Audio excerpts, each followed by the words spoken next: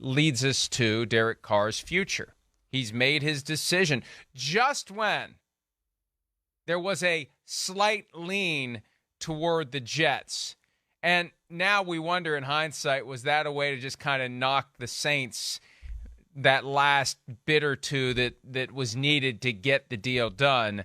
The day after, slight lean toward the Jets, signed on the dotted line with the New Orleans Saints. And we know how the sausage gets made. I really wouldn't be surprised if somebody deliberately leaked slight lean to the Jets to get the Saints to agree to whatever the final sticking point was, Chris. Well, maybe. I don't doubt that either. You're right. Sometimes those are the messages that need to be put out into the public to get a deal done or push something over the edge there, certainly. It seems to, at some point, fairly recently, whatever, I had kind of heard through the grapevine that, Derek Carr's interest had gone and swayed towards the Saints. The Jets conversation, of course, very intriguing, all of that. The Saints being the team that was on him from the get-go, right, Mike? They were the team that kind of came out the blocks and were, ultra aggressive, and he went and made his first visit there. But I think this makes a lot of sense in a lot of ways. The Saints, for them, hey, we've talked about this. They're a team that's kind of ready right now. They do have some veteran pieces that are ready to go. They got a few young pieces that are exciting too if you're Derek Carr with Chris Olave and Rashid Shaheed at receiver. So there's some pieces there for, to be explosive on offense.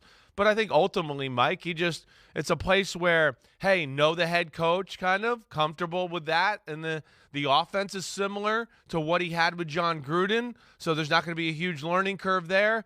And then something that you kind of hit on, I even think you said it yesterday and a few times last week. Ultimately, I think we all questioned whether Derek Carr fit the New York media.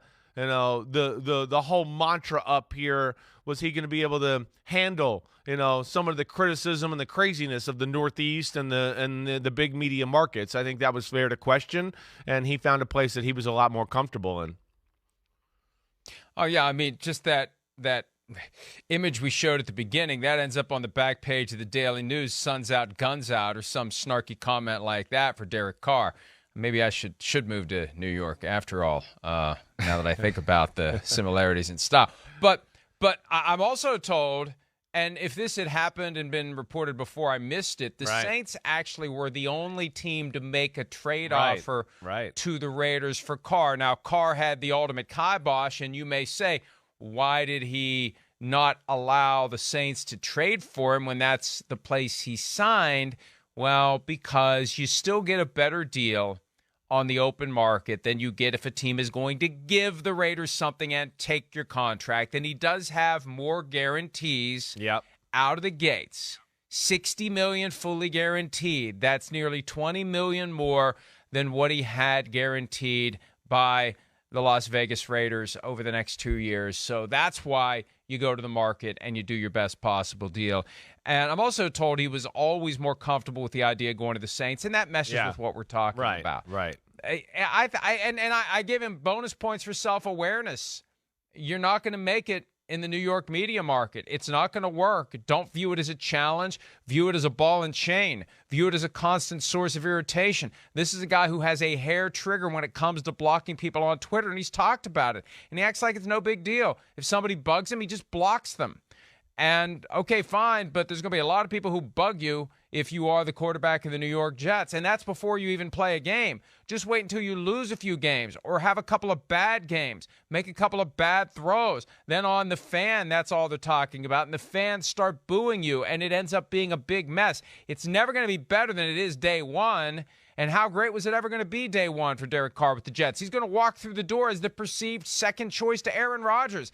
That's not the case in New Orleans. Definitely. He enters there, Chris, as the first choice. Agreed. That was definitely something I wanted to get to. Yeah, you make this decision, and now you don't look like the guy with, I wanted to go to that team, but they wanted Rodgers more than me. And I think you said it right.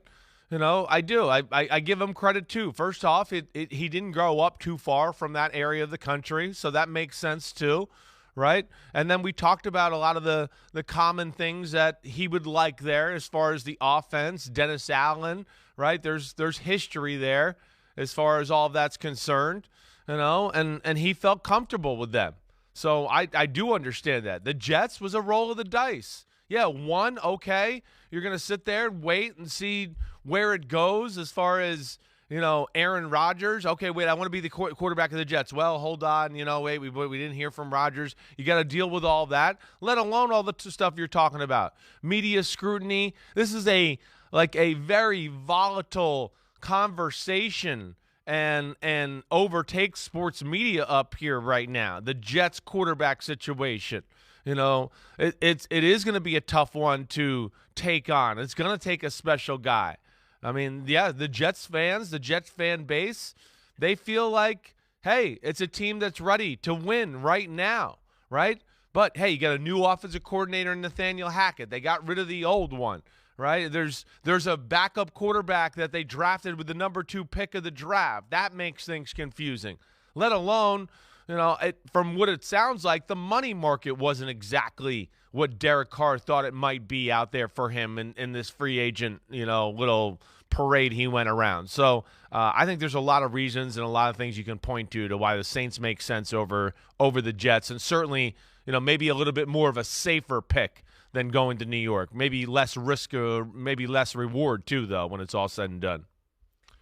And also an easier path to the postseason because you're entering one of the weaker divisions in football in the NFC South, not one of the stronger. The Bucs won it with a sub-500 record, for crying out loud, in 2022. And also that Zach Wilson dynamic can't be overlooked. Back in January, he was asked, because we didn't know, is he going to be okay with this plan if the Jets are going to keep him but also bring a veteran quarterback? He said, and I quote, as to any veteran quarterback that could join the Jets, I'm going to make that dude's life hell in practice every day. You think that's what Derek Carr wants? You think Derek Carr wants a young guy who was the chosen one, 2nd overall pick? They don't know what he's going to be. They continue to say great things about him. They're just waiting for him to finally wake up. Does Carr want to be the guy who's the placeholder for when Zach Wilson finally wakes up? And until that happens, he says, I'm going to make that dude's life hell in practice every day. Yeah. That is a deterrent for Derek Carr.